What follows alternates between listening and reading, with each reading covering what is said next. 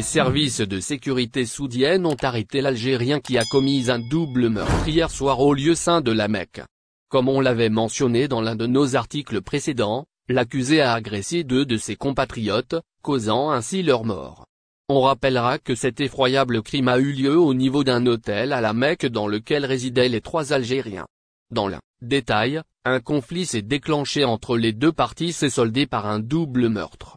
Par le biais d'une déclaration accordée aux médias arabophones et El Kabar, le secrétaire général de l'Union nationale des agences de voyage a donné plus de détails sur cette affaire. Dans le détail, Salah Eddine Toumi a indiqué que le pèlerin arrêté qui répond aux initiales D.W est âgé de 40 ans. Selon le même responsable, l'accusé souffre d'un désordre psychologique.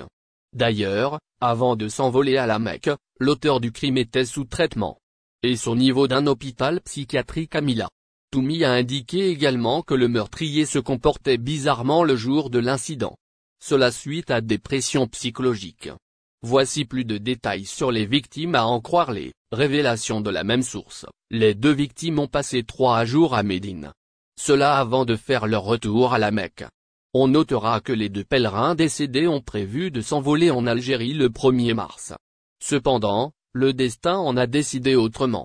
Dans le même sillage, il convient de noter que les 2 victimes sont Kouidé Bouabdella et Baradé Kadr.